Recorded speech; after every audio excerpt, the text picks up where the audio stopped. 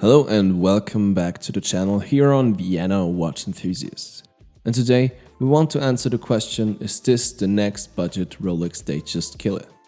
In today's video we're looking at two new entries from Tissot in their Ballade collection. Both Swiss-made automatics with certified chronometer status, hefty specs and accessible pricing. One is the 39mm men's version and the other a 30mm version, often aimed at smaller wrists or women. We'll dive into the brand, the key specs and what makes each watch special, how they wear, what other options you might consider, and finally, decide whether they truly challenge something like a Datejust in spirit. Let's get into it.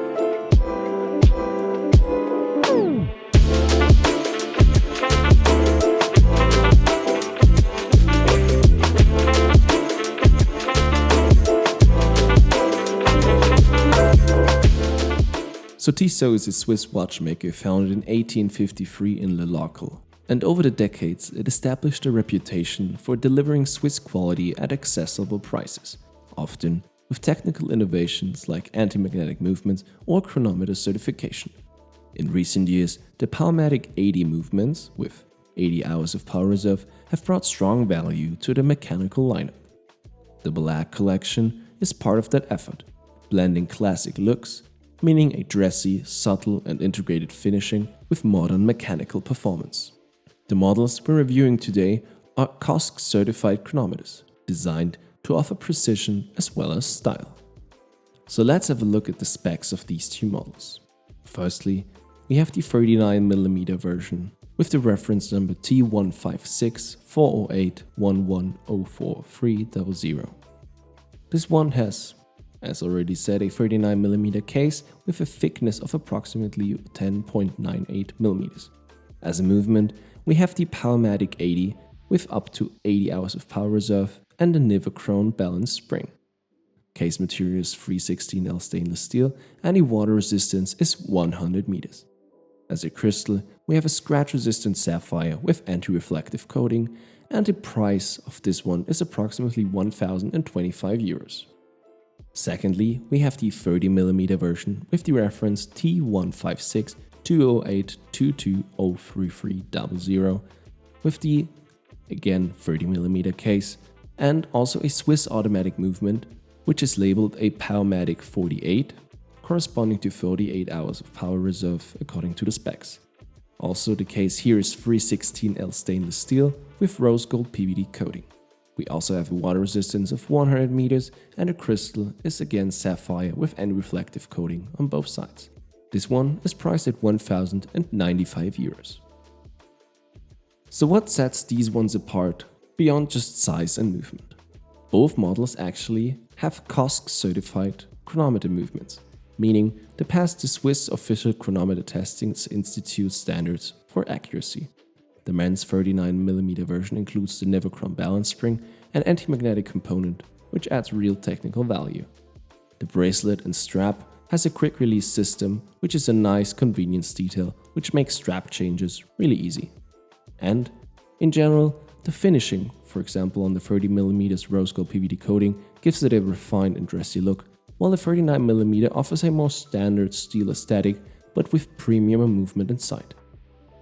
All these features point toward a watch built for everyday wear, but with technical credibility, not just a fashion piece. So let's talk about how they feel on the wrist.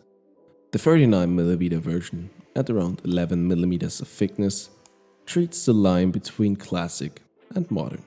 On a medium-sized wrist, it wears comfortably, not oversized, but gives presence. Because it has solid mechanical specs with the 80 hours of power reserve and a chronometer spec, the case is well built, and you should expect weight, robustness, and an exhibition case back to add to the premium feel. The 30mm version, of course, this is more delicate, a perfect size for smaller wrists or someone wanting a dressier look.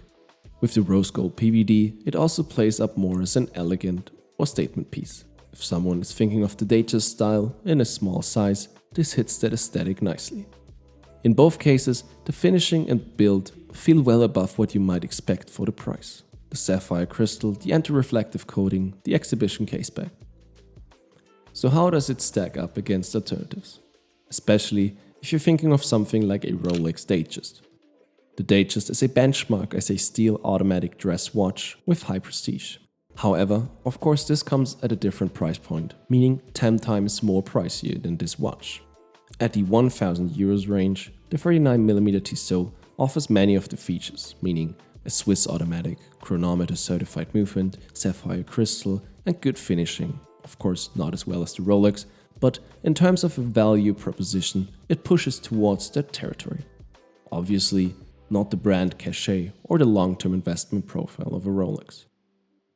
Again, other alternatives, you might consider watches like the Longines Conquest or the Oris Classic Date, which might be in a somewhat higher price bracket but aim at the same kind of sport dress hybrid. For the 30mm size, there are fewer direct mechanical competitors actually at this price point, especially with the chronometer certification, so the Tissot stands out in that smaller case segment, especially for value. So, is one of these a budget Datejust killers? In many ways, I guess so. If you define that as getting a Swiss mechanical performance, chronometer certification, premium finishing, a sapphire crystal and a robust build for around 1000 euros, they absolutely punch above their weight. But there are caveats. The Tissot brand of course doesn't carry the same prestige or resale value as Rolex's. The finishing, while very good for the price, of course doesn't match the luxury tier of a Rolex. If you want the branding or the investment angle, you still have to pay more.